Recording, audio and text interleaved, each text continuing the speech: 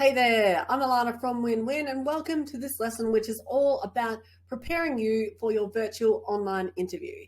If you're like a lot of candidates that are coming to us at the moment, you are getting prepared for your online interview with some of the world's biggest mining companies. So there is a lot riding on the line here.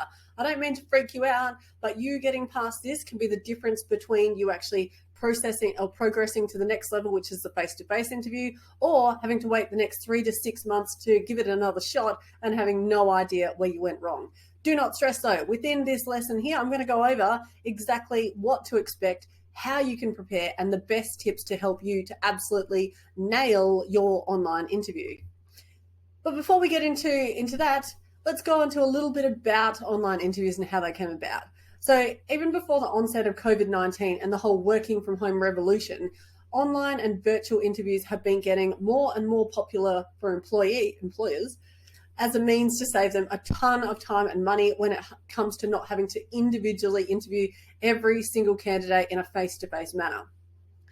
Online interviews allow companies to process candidates' personalities and also shortlist them based upon specific algorithms and psychometric testing, which basically works out whether you are the right candidate for the job and whether to progress you to the next stage, which is the face-to-face interview.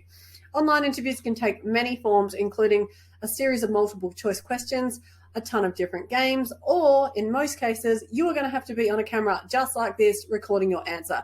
And that can be the thing that freaks candidates out the most. But do not stress. By the end of this, you will be good to go. In most cases, one of the most common platforms that employers use when requesting candidates to do online interviews is HireVue. You might be familiar with this platform. You might have used it before, but I can tell you right now, since 2018, we actually at Win started using this platform. It's very easy to use, very candidate friendly. It gives you the prompts of what to do next, so don't worry about that. When preparing for a virtual online interview, you're actually going to need to take into consideration a few different things outside the norm of doing the general face-to-face interview. Some of these things are the room where you're going to be doing the interview from. You need to make sure that it's quiet and there's good lighting. You definitely do not want to be at home where your dog is running around, barking its head off and distracting you, or the case where somebody might be coming into your room again to distract you. So what I suggest is test out your lighting, test out your microphone, put a little sign on the door to say, please do not disturb, and there you go. Also, are you doing it from your phone, your laptop, or your computer? Depending on whether you're on site or whether you're doing it from on your R&R will depend on that, probably most likely. So then you need to take into consideration, if you're doing it off your phone or your laptop, is it charged accordingly? Even if it does drop out halfway, don't stress about that, because in most cases, it will actually save your progress. So if you do happen to have your internet drop out, it's all good. You can go back to that exact spot. And also, where are you doing it from? Are you going to be doing it from your donger at work, or are you going to wait till you get back on R&R? With some of these interviews, you will have a time limit. They will specify that you need to get it done within 3 to 7 days. So if you've just flown up to site, there might be the chance that you actually have to do it from site, which can open up a whole new kettle of scenarios that you need to take into consideration.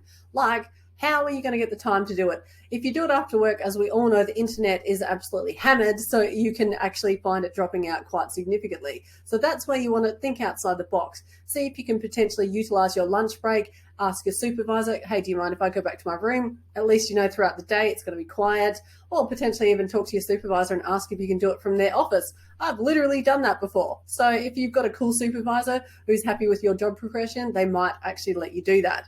Also, this question raises, what are you going to wear? Let's say if you're on site, obviously you don't want to dress too casually. You want to dress to impress. You don't want to, obviously it's not a face-to-face situation, so you don't have to get dressed up 100% to the nines like you normally would in that face-to-face interview scenario, but you still need to take into consideration that first impressions count. If you are up on site though, recruiters will take this into consideration if you get progressed to the next stage. So if you have to wear a high-vis shirt, just make sure that it's clean.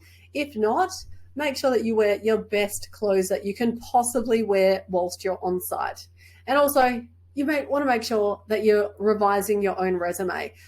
One of the key things with this as well is to make sure that you've actually got some ammo and some things that you're going to talk about, because you could get thrown a ton of different questions, and the key is to cross-reference what you've been doing, your experiences, your qualifications, etc., with the job that you're going for. Don't stress though, in an upcoming lesson, I'm actually going to be going on how to close the gap and how to work out exactly what you're going to be talking about. So let's go on to what to expect in your virtual interview. And whilst online interviews can vary quite significantly depending on the role that you're going for and the company who is doing the interview, the most common online interviews consist of the following, which are psychometric-based testing through a series of multiple choice questions where the questions can be quite similar but worded differently. This is intended to see your level of understanding and also whether your answers are consistent.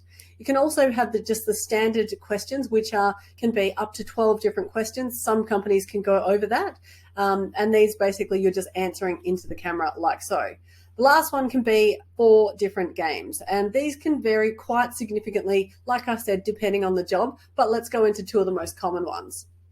2 of the most common games, including general mathematics games. So this consists of you performing a series of questions, including multiplication, division, addition, and subtraction. As you can see here, this will tell you whether it's addition, multiplication, and then you're going to have these different shapes with colors and numbers flying around the screen. You are then going to have to add up to or whatever it might be, to the number that is right here. Very, very easy, and don't stress, because even people with limited mathematics abilities or standard mathematics abilities can easily get past this. As you progress, the questions will get harder, it will go extremely fast, or faster. The second game is the shape game. This is basically very similar to the mathematics one, where you're going to have different shapes flying around the screen and you're going to have to match them. It's really, really similar.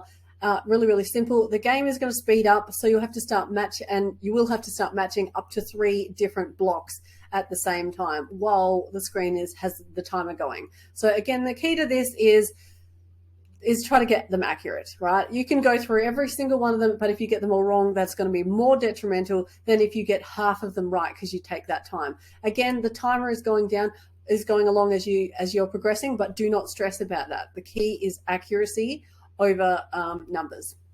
So look, we've gone through the main bits, but let's talk about some key tips to help you to get through this. Like I mentioned, throughout every single one of the questions, whether they are the face-to-face questions or whether they're the games, you are going to have a timer counting down, right? This is going to give you an idea as to how much time you have left to answer the questions. So the key to successfully completing these is to make sure you thoroughly understand the question by reading it out loud before you answer it. In most cases, when it comes to the actual questions, you're going to be given up to 4 different chances to answer. And prior to that, you're going to be given 30 seconds in which you can process what the question is actually asking you. I suggest read this out loud. It can be the best way for you to actually understand exactly what they want and allow you to buy some time. Like I said, you potentially also might be given 4 chances to answer the question. So if need be, utilize every single one of them. It's not going to go for or against you whether you use these. And again, you might have up to 3.5 minutes to actually answer the question, and that is a long time. So this can be utilized for you to refine your answers. What I suggest as well, you do have the function of being able to turn off the camera if you don't want to watch yourself. However, I suggest actually utilizing the practices to see what you look like on that camera, just so that you can make sure that you come across well presented, and also that you are eloquent in what you're saying. Not necessarily eloquent, but straight to the point. Again, some of the questions allow you to turn the camera off. If you get freaked out and you can't focus on answering the questions, that can be the final tip, so you don't see yourself and you're focusing on that too much. Now, like I said, in the upcoming chapters, I'm actually going to be going over 2 of the best techniques to answer every single question, along with some of the exact questions that you're going to be asked and how to answer them. But if you want to know generally how to answer the questions, like I mentioned, you need to be focusing on safety, teamwork, communication, and longevity. Give real life examples from previous experience that you've gained within your career, and that's relevant to the job that you're going for. Again, virtual interviews are actually, I think, way easier to do than the face-to-face element, where you've got to analyze what's going on with the actual recruiter who you're speaking to. And I've got no doubt that these tips here can help you to get to the next stage, which is actually the face-to-face interview. So in the next lesson, I am going to go over exactly what to expect when you're going for that face-to-face interview. I'm going to show you a couple of techniques that are actually going to allow you to help to build that rapport with the recruiter, so you can actually gain some insight into what they're thinking, and also allow you to answer the questions accordingly so that you can impress and potentially go to the next stage, which is the group interviews. So I hope this lesson was helpful for you, and feel free to come and join me in the next one, where I'm going to be talking all about face-to-face interviews. Thanks for watching.